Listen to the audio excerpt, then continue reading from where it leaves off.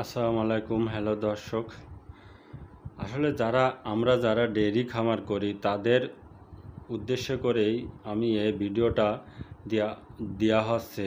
যে খামারি ভাই গাভী গরু পালন করতে চায় তাদের উদ্দেশ্য করে বলছি। আসলে খামারে দুটি রোগই প্রধান, একটি হলো ম্যাস্টাইটেড উলান ফোলা রোগ, আর একটি হলো খুরা রোগ।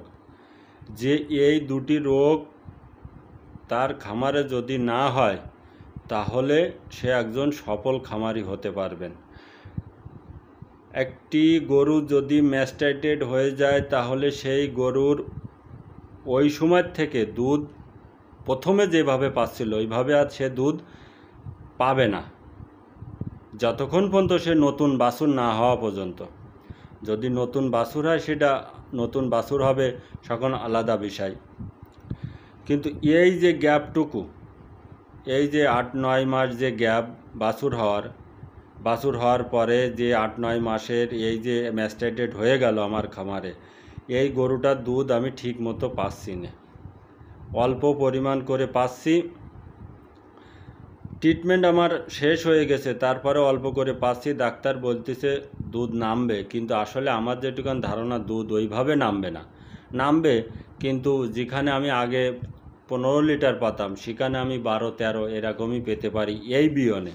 কিন্তু সামনের বিয়নে যে সেটা আলাদা বিষয়। কিন্তু এই বিয়নে যে ঘাটতি, এই ঘাটতি আমি কিভাবে পূরণ করব? এ বলো একটা লসের সম্মুখীন।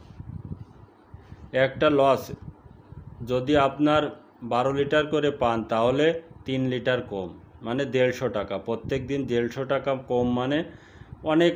8-9 মাসের হিসাব, 8-9 মাস নয়, 6-7 মাসের হিসাব, 6 মাসের হিসাব ধরেন, তাহলে কত টাকা আপনার? 4000 টাকা করে ধরেন মাসে, 6 মাস ধরেন, 4,24,000 টাকা আপনি দেখা চোখে এই লস করতেছেন।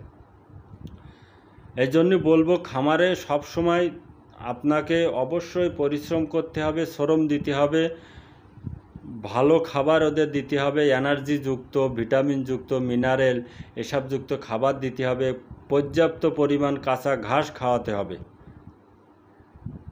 কাঁচা ঘাস যত খাওয়াবেন ততই আপনি দুধ পাবেন, এটা আমি গ্যারান্টি দিয়ে বলতে পারি। আর ততই আপনি দানাদার খাবার থেকে সেভ হয়ে থাকবেন, ততই আপনার দানাদার খাবারের যে কষ্টটা সেটা কম হয়ে আসবে।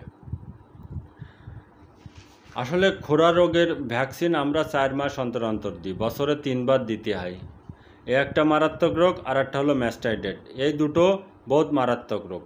যার খামারে খুরা রোগ এবং ম্যাস্টাইটেড না হবে সেই মনে করবেন একজন সফল খামারি, এবং সে দিন দিন খামারে ডেভেলপ করতে পারবে এবং বেশি লাভবানও করতে পারবে।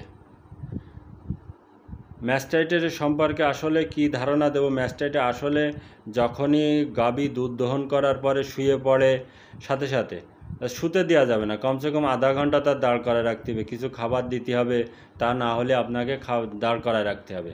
কেননা যে দুধ যে বাট দিয়ে নামে সেই বাটের ভিতরে আপনার অনেক জীবাণু থাকে, খামারের ভিতরে অনেক জীবাণু থাকে, গোবর ঢুকে যেতে পারে, তার থেকে ম্যাস্টাইটের দেখা দেয়। আর ম্যাস্টাইটের এত বড় আকার ধারণ করবে কেউ কোনো দিন ভাবিনি, আমি তো ভাবিনি, কিন্তু আমার খামারে বড় আকারে ধারণ করছিল। তারপরে আলহামদুলিল্লাহ অনেক ভালো আছে, আপনাদের দোয়ায় গরুটা সুস্থ আছে, এইটাই সবচাইতে বেটার জিনিস। মা যদি ভালো থাকে ইনশাল্লাহ সামনের বিয়নে যেয়ে আমি দুধ পাবো ইনশাল্লাহ। সেই জন্য গাভীদেরকে অবশ্যই ভালোভাবে যত্ন রাখতে হবে, খামারটা সবসময় পাট পরিষ্কার রাখতে হবে। আর একটা কথা বলি আপনাদেরকে, দেখবেন পটাশ ক্রয় করতে পাওয়া যায়, এক ধরনের পটাশ, ডাক্তারি ওষুধের যে গরুর ডাক্তার সেই জায়গায় পটাশ ক্রয় করতে পাওয়া যায়।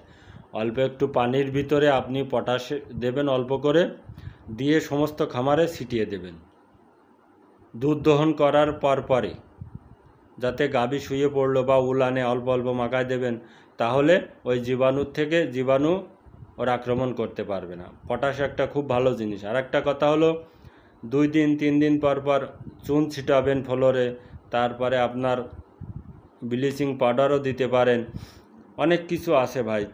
আমি এইগুলোই ব্যবহার করি বেশিরভাগ, এই জন্য আপনাদের সামনে আমি এটা শেয়ার করছি এবং তুলে ধরছি। আমরা যারা ডেয়ারি খামার পালন করি, কেননা ম্যাস্টাইটিস একটা বড় খাতরা রোগ। এটা হলে আপনার গরুর গাভীর কোনো দিন ওই দুধ ফিরে আসবে না এবং একটা গরু নষ্টও হয়ে যায়।